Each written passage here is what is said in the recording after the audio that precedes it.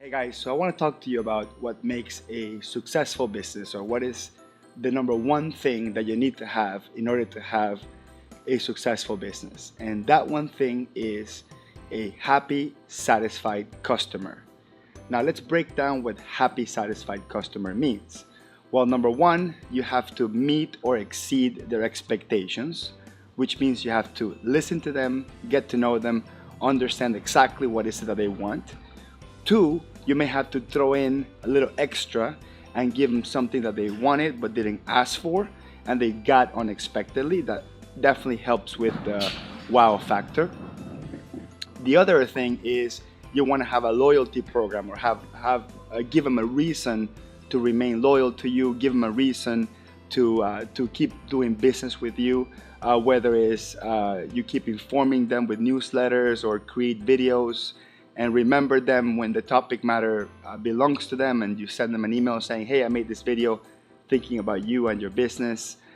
Maybe giving them a Christmas present, or just remembering what they do and referring them other clients, especially if you're an accountant like me that has a book of business of many industries. I want to definitely remember what is it that they do, so I can refer them business whenever I can. So those are reasons or ways to get them to become loyal. But the most important thing that you want is you want to give them a conduit, give them a channel to refer you. Give them a channel, give them a reason, give them an easy way for them to be advocates of you and your service.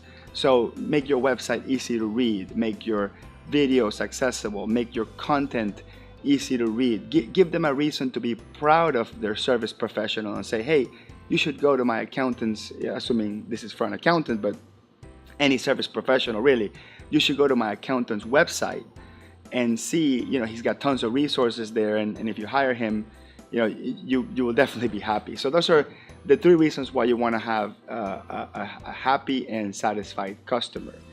But taking one step beyond that, what are some of the ways that we can satisfy the customer or meet or exceed those expectations? Well, number one, you want to have an extensive conversation the day you meet, the day that you do the scope of work, or maybe continuously throughout the starting of your engagement process. Ask a lot of questions, even the not so obvious ones that feel like they're hanging fruit and those are the only ones you should ask.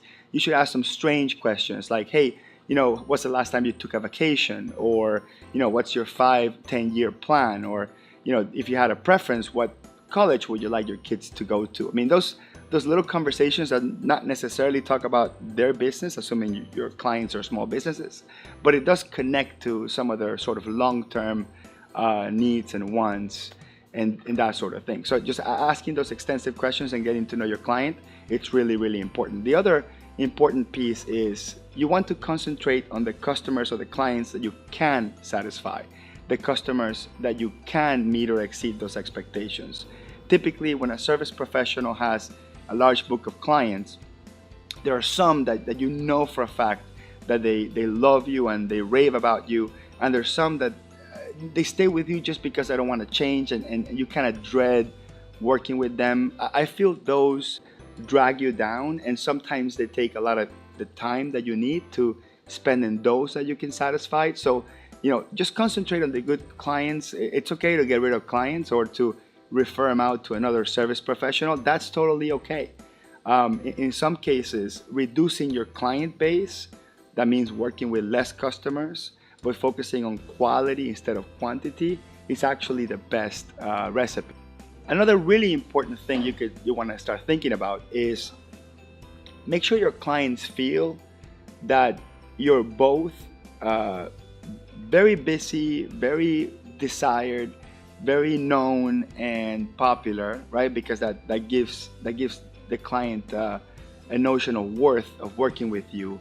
But at the same time, somehow also make them feel that you have total time for them and you're totally available for them. And the only way to really make this happen, which is to be high demand, well known, very popular service professional, and also have all the time in the world for every one of your customers, is to raise your fees. I mean, if you're good at what you do and you solve people problems and you help businesses get better, and you give your clients happiness and joy through what you do, just charge enough, expensive enough, so that you can spend that time with that customer. I mean, I can't tell you how many customers I lost in the past 8 years I've been practicing, because I have way too many customers, because I take too much on and I want to satisfy all of them. And without wanting to, inadvertently, I end up spending way less time than what they want. And they want to pay for that time. They want to pay more for your services for you to be present and available. Now, in some cases, ultimately what they want is for you to solve a problem, and they may not necessarily care whether you're physically there or you're on the phone available, or you're there to answer the emails yourself.